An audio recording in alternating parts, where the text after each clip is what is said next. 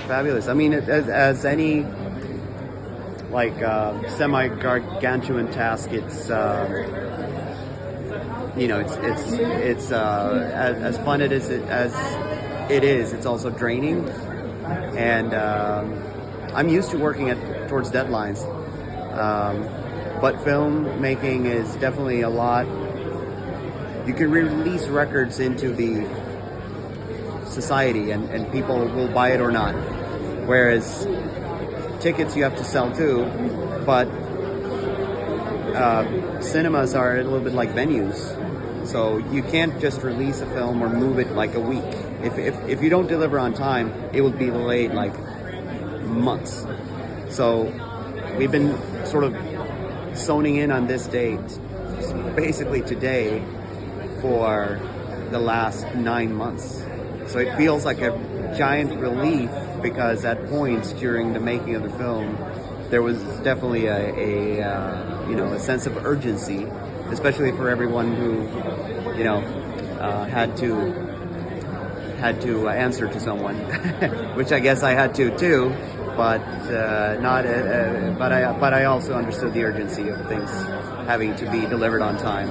But now we're finally here, against all odds. I am a fan. I was first and foremost a fan, and if anything keeps me humble and honest about working with him several times on various different projects, it's just, I'm just happy to be there. I'm not there to make a name for myself or build up my resume as a great rock metal filmmaker, get other jobs. It's really just, I'm a fan. If I can be of service here, I am ready to be of service. And I think that's a good attitude to bring to something, that there's room for a lot of other voices and a lot of collaboration, but you don't need two bosses in that. You just need one boss and then someone who's happy to be there.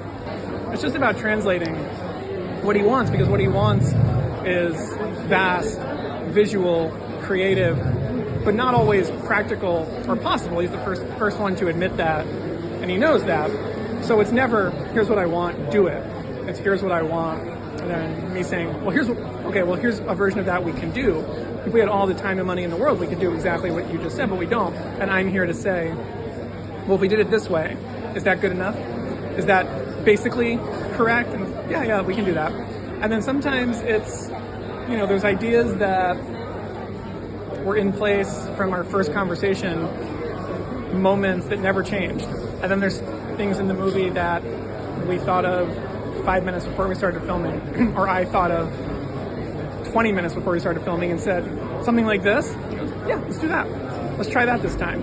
So it's a real, it's just being there to sort of be open and say, tell me exactly what you want and tell me where there's room to be flexible. And, if you had an ego about it, that would be very difficult. But I'm just happy to help out. I think it kind of smashes the glass ceiling a little bit for rock and metal bands to see a band do something of this scale, and it's another medium to have fun with and create with as well. So we're very excited to see it. We've heard an awful lot about it, and yeah, so for a lot of us, I think a lot of bands from our world, it's just inspiring to see a band do that. I was just about to say, it's like awfully inspiring, because as a band, like you say, as a band that has sometimes too many ideas, it's nice to see another band put that into action and for it to actually work and be really successful. And it's just nice to know that there's a possibility that sort of thing can exist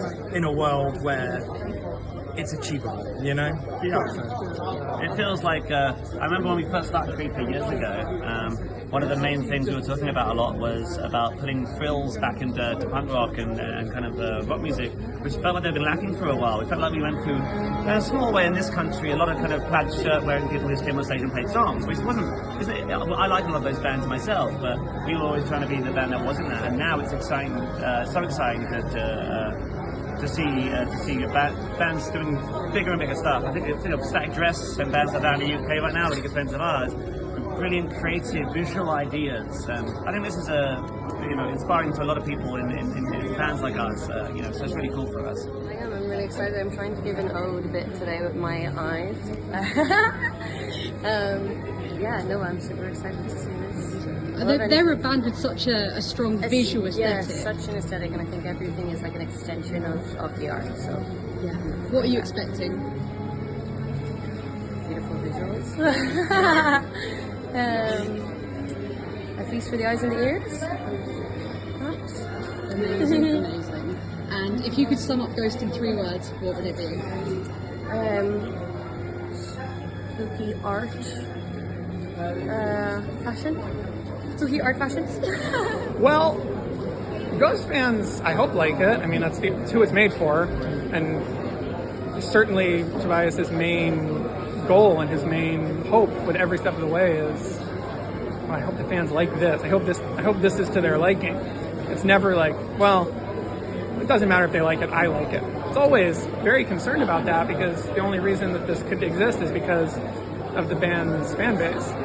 So it's really comforting for me to make something where, you make anything, a new movie, and you premiere it. It has no fans, because no one's ever seen it. So why would they care? But this movie already has tens of thousands of people just so ready to like it, so ready to sit with it and appreciate it, study it, look at some of the props we hid in the set. And to me, that's very liberating. I think to an artist, maybe to Tobias, that's a little bit nerve-wracking, because he knows he's just putting it directly under the microscope. To me, it's really comforting to say, like, yeah, as soon as we make this, it's going to be actually really looked at seriously and really scrutinized. That's a relief.